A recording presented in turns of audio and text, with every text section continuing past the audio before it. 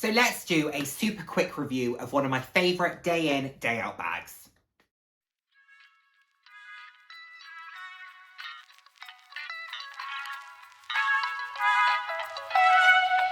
Hello, and the warmest of welcomes to today's video. For those who haven't seen my face before, hi, I'm Nick, glad to have you here. Those who have seen my face before, thank you so much for joining me again. Hope you enjoy my videos. I put out videos roughly 3 times a week on a range of different topics, anywhere from fashion, slightly more personal topics. So if that sounds like something you'd be interested in, then please do head down, hit subscribe and turn on notification bell. I love chatting with you all. I'm all about living life loud, and what that means to me is being your authentic self, being proud to be you, and just celebrating who you are. Celebrate yourself, and of course, celebrating others. So, we're casual at this moment. I've been out for the day. I did a little bit of shopping, nothing particularly luxurious. Bag of the day was this, which I am loving. And now I am back, and I thought I would just do a really quick review of a bag that I absolutely love, that I've owned for over 6 months now, and that I think is just a real winner, particularly if you're someone who loves to use a tote, is someone who's looking for maybe a Neverfull, but is maybe looking for an alternative, or doesn't want to spend the money on a Neverfull, or has a Neverfull and wants something slightly different but has a similar functionality. I am of course talking about the Longchamp Roseau Tote. I bought mine back in April 2023. This is an old season version, but you can get newer versions. So this was from the outlet, but you can get much newer versions, current boutique styles, some really beautiful pieces. There was a lovely green one when I was in the boutique back in early October, late September, early October. But this is my version. So I have mine in this kind of LGP print, grey, blue, and then this neon yellow. Mine is neon yellow on the interior, and it has this beautiful white leather trim. It has the silver buckle, which the Roseau is known for. And then on the interior, you have a few different pockets. You actually have quite a few. You have one really large zip pocket at the back, or zip compartment, should I say. Really quite significant size. And then on the other side, you have 2 back pockets here, and then you have 2 that are slightly on the side here, which are either for really small mobile phones, or you could use it maybe for something like lipsticks or different makeup items or anything really. Just has to be able to fit in the pocket, but the world is your oyster, to be honest. This is a great piece, I have to say. I love it, and I love this version, but even if it wasn't in this version, I think it's a super practical and versatile bag. What are some of the reasons that I love it? First and foremost, the size. I think it's absolutely fantastic. You can fit everything and the kitchen sink in here. And it's a pretty lightweight bag. So when you fill it, you're only really taking the weight of whatever it is that you're carrying, opposed to also adding in the weight of the bag. Because we know, particularly when it comes to leather totes or totes that have chains, they can become very heavy straight away without even having to put anything in them. This is pretty lightweight without anything even being in it. So you're off to a good start. The handles are a really good shoulder length drop, super comfy, really easy to put against your body, and they don't slip, which makes such a difference. They also don't dig, and I will take this shopping, grocery shopping, food shopping. I will load this up with stuff. It will have tins in it. It will have my bottles of Diet Coke in there. And yes, it gets heavy, but it doesn't dig. They are very comfortable straps.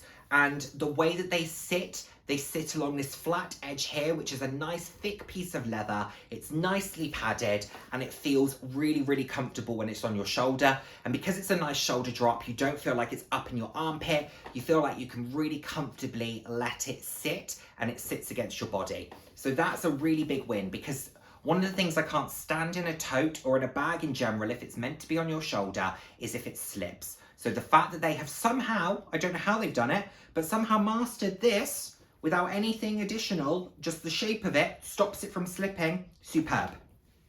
I love the fact that you can cinch it. I did this wrong the first time I opened this, and thank you to all of you who corrected me, but it means that it looks like this when it's cinched. So you can pull it in a little bit. You can then put the buckle through, and there you have it. It's a really lovely, it looks a little bit more structured. It just pulls it in slightly from a security perspective because it doesn't have a zip. If you carry it like this and you've got it against yourself, your arm is basically pulling it in the whole way as well. So it would be very, very difficult to get into this. Even, to be honest, when it's buckled and you've got it open like that, again, it would be quite difficult to get into this. But not being one to tempt fate, you know, I like to keep it as close to my body as I can. And I do think this is I do think it's a great piece for that. As I said, can be worn on your shoulder. Also comfortable enough to wear not top handle, but by the hand. So I will sometimes, when I'm carrying this, just carry it by hand. It doesn't scrape on the floor. No issues. Very easy bag to use. Another reason I love it is the number of variations you can get this in. You have canvas versions, you have more like felt versions, you have leather versions. There's a lot of different options. And then what that leads me on to is the price. These are in the kind of low to mid hundreds. I've not seen one really much more expensive than £400, that is, 425 maybe a push, if it's a leather version. The ones that are in fabrics tend to float somewhere around the £300 mark, and they're fantastic. Is this one potentially going to be a little bit more delicate than, say, a coated canvas? Yes, but actually, considering I've used this, I would say conservatively 25 times. I think it looks bloody good. Yeah, it's got a few marks on it. I'll be able to get those off, but it's got a few marks on it. It's got a little mark there. But all in all, it's looking pretty good. Yes, it has a few bits here as well, and I think that's a bit of dye transfer. But that's to be expected. And I'll be able to get at that with a leather cleaner and all will be well again. So I just find this to be super practical. You can fit so much in it without it being, you know, overkill. Like, let's put this in, you know, this. Let's unpopper it. So there you go. If you're someone who likes, you know, when you're traveling, you like to travel with high-end bags, but you like to keep them in your hand baggage, get one in this size. That's got a Bayswater in it, which is a 36cm bag. So if you carry, I don't know, an Capucines or a Birkin 30 or 35, it would fit in here. And you've still got a little bit of space left over for a bottle of water. Of course, you can then put anything else in it. So, and then you just throw it over your shoulder and away you go. Super practical. I was very, very tempted to use this when I went to Germany, and actually I chose to use my Les Pliages instead, my Pride collection Les Pliages. Both would have been great. I do need to use this for travel because I do think it will really come into its own, but I just love it. I just love it. I think it's such an easy piece to use. You can get much more subtle versions. You can get these much more bold versions. There's something for everyone, I feel. They do different sizes, so you don't have to get this size if you want a smaller tote.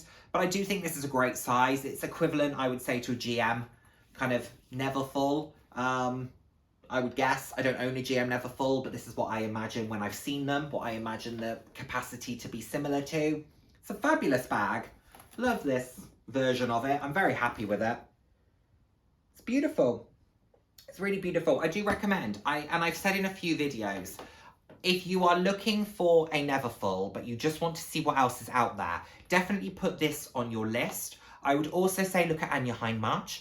I think that there are a lot of great items in the Anya Hindmarch collection that are worth considering. MCM do a good alternative as well in terms of their totes.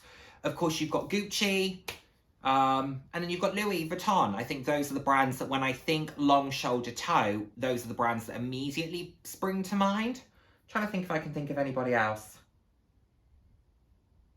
I know that Chanel do versions, and I know other brands do versions, but in terms of these types of sort of large, often fabric type of tote bags, I do think that those are probably the ones that I would consider. But I do think for the price point, the quality you get is fantastic. Versus other brands. I think this is inside out.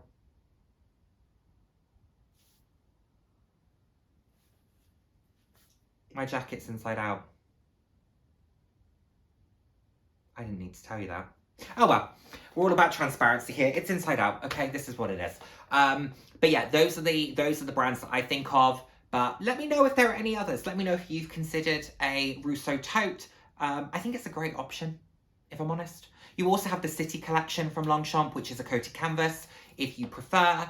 But I do just love the aesthetic of the Roseau Tote. I love that buckle. It's a very pretty bag. It's a very well-made bag. The Roseau sits, I would say, sort of middle in terms of the Longchamp range. Beautiful pieces. I've got one of the top handles as well. Love it very much. Definitely a good piece, and I would recommend.